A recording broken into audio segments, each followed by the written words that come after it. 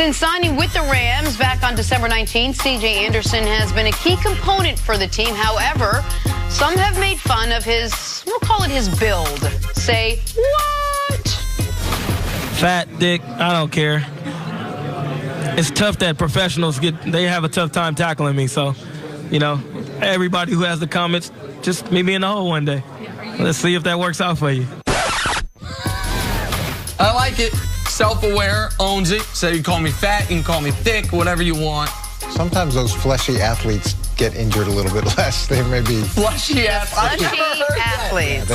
They're healthy, boys. Yeah, they bounce off a little bit better. Coach has a good way. There's more padding there, Coach. Say it. Using terminology to soften the blow. Remember, like it was a student that's struggling in school. You said when a student's struggling in school, what is he, Coach? Emerging. He's emerging, so he's not going to struggle much longer. A fat running back is fleshy. Yeah, it's hard to take it as a compliment when someone calls you thick. Thick? Well, I guess it depends. I mean, for a man. For a man. No, for a woman, don't. It's again some context. I'll explain off the air. I'll explain off the air. There are some things that, she's thick. Yeah, I got you. You and I got different tastes, gentlemen. Go ahead. Okay, back to the Patriots. You'll explain to me. Super Bowl's in Atlanta now. They thick down there. Come Sunday, Tom Brady will take the field for his 9th Super Bowl, his 3rd in a row. And a player as accomplished as he is, you'd think that just getting to this point for Tom Brady would be a win at this stage. Well, you'd be thinking wrong. Brady gave us a little insight into wins, into losses, and into legacy. Take a listen.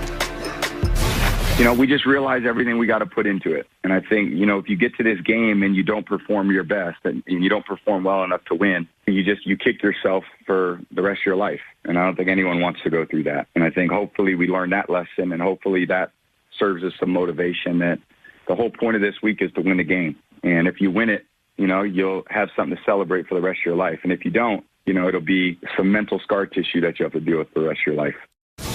Coach, as we keep talking about when is going to be the end for Tom Brady, we obviously keep talking about his legacy. What will Sunday's outcome do for Tom Brady's legacy? I don't think it affects his legacy. The fact that he's been to 9 Super Bowls, there's nobody even close to that. There's nobody even in the same realm. So whether he wins or loses, the sustained success that he's had, the performances that he's had in both wins and losses have been incredible. So if this one doesn't work out, at the end of the day, it's still a team game, and he is a major component of that, but other things have to go right in order to have team success. Yeah, and he's in a team sport, and in team sports, there's nothing more horrific than even Tom Brady playing brilliantly, absent of the fumble against the Eagles.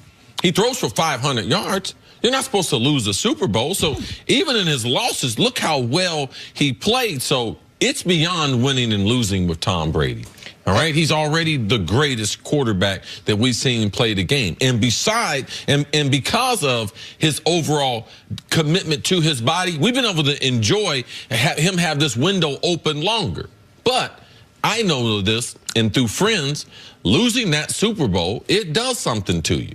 They say, I've lost a couple NFC championship games, and they say as you go on in losing that game and after that, the Super Bowl, it gets even worse. Now, Tom Brady, yes, he's been in 9 of these, but he's also been on the side of it where you can't wake up in the morning, regardless of how well you played, because it is a team sport. Now, what he would go through, how much longer would he have to stay back out there to try to, if he leaves Atlanta 5-4? Because I believe that winning this game and losing this game will affect how much longer Tom Brady's going to play the game. So 6-3 and 5-4 is a very big difference in the Super Bowl to you? It's going to be different to him. I'm going to try to put myself in Tom Brady's place. What if he says, okay, I've been to 9 Super Bowls, but I lost the last 2. I don't think Tom wants to go out that way. So, no, in my eyes, he's still going to be great. But Tom talks about the personal scar that losing those. So let's try to build on that, because that's what he said. And I can't obviously speak to the emotional devastation of this. I think it was great insight for Tom Brady talking about you lose one of these games, emotional scar tissue.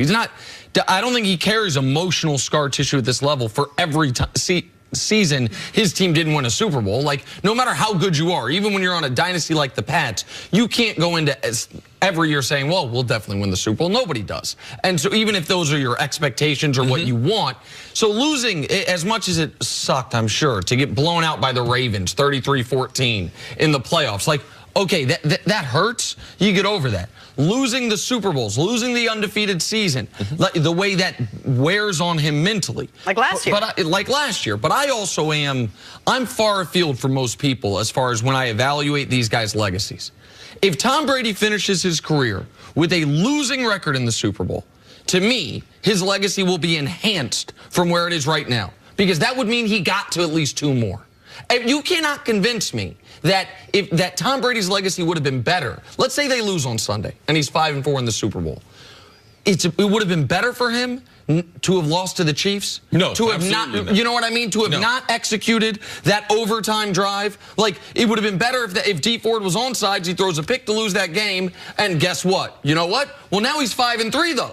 So I give you credit every round you advance. And so I try to convince people, if you look at it like medals, Tom Brady right now has got 5 golds and 3 silvers. He'd like to have 6 golds and 3 silvers, but 5 golds and 4 silvers is better to me than 5 golds and no silvers.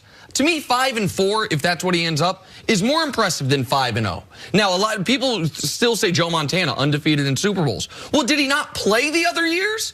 Those teams lost. They just lost before the Super Bowl. So I don't hold championship losses against you more than I would a wild card round loss. I think it's impressive you got this far because winning each playoff game is so incredibly difficult.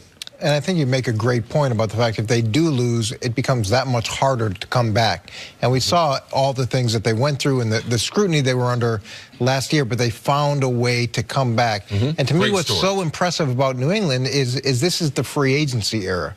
This is where everything is designed for parity, where you can look at Joe Montana's time period, and it was easier to keep teams together. It was easier to maintain a talent base and create an advantage that you can't create anymore. You've got to go into each season with a whole, typically a significant part of your roster that's changed and find a way to make that work.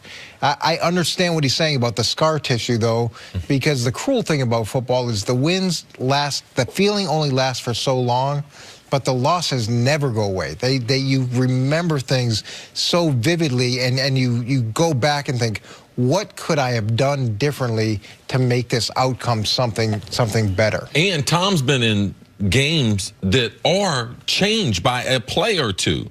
So those torment you more compared to I didn't have a chance. I'll try to give you 2 examples of 2 of the greatest quarterbacks we've ever seen. And how history looks at them is different because of it's a matter of also not necessarily how many games you've been in, but when do you win them and when do you lose them? John Elway was 0-3, all right, in the Super Bowl. He was considered to be a failure. Then he gets 2 Super Bowl wins at the end on teams that were defensive dominant and running teams. They weren't on John Elway's arm. Jim Kelly, he lost all 4. Now, Jim Kelly, to me, is still one of the greatest quarterbacks ever in taking his team to 4 Super Bowls. Do you look at that as successful 4 years or not a successful? Well, he's not looked at in the same eye as John Elway, because John Elway, not only did he win, but when he lost, he got off the snide by winning 2 at the end. So for Brady, losing 2 at the end, it doesn't change is he the GOAT, but it does change. You would much rather have it flipped around, saying here that he lost 3 earlier, and then he was able to. That's why LeBron, to me, his greatest championship was what he did in Cleveland. That's why he's got to be able to do something else to be able to get to Michael Jordan, because it's going to be about the rest of the story. How did it end? It can't end with him losing 5 in a row. Like because he's right now he's lost since that championship 2 in a row. And so, but to the Jim Kelly and John Elway point, I think is a great one, because if John Elway had won his first 2 Super Bowls and then went loss, people probably look at him differently. I don't think that would be fair, but I think they would. When we talk about the Bills, they're almost like a punchline. That is ridiculous. Right, that team, that's my point. No, I totally agree with you. Like, think about how we talk about the Eagles that I think you covered. Yes. They went to 4 NFC championship games, only 1 Super Bowl. They are not listed on the teams that, they could never. They're a sidebar to that. So it would have been worse for the Eagles to have won all those NFC championship games and then lost in the Super Bowl. Like the Bills, if the Bills never got back there after the Norwood game, you lose a Super Bowl because your guy misses a field goal. The worst way possible. The worst way imaginable. If they had never gotten back there, they're not a punchline. Like that is, we don't execute logic on these fronts. Like, this is something that, to me, when I say it, I can't.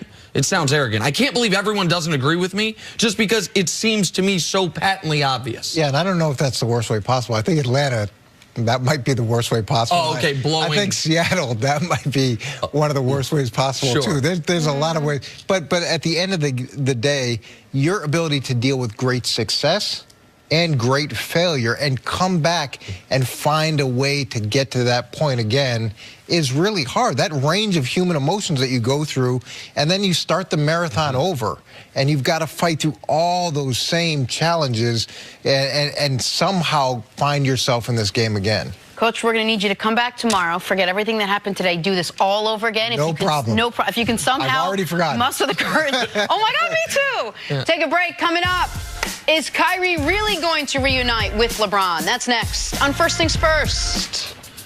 Guarantee you, Coach, tomorrow, Jen's going to, how you doing? I was What'd you do last?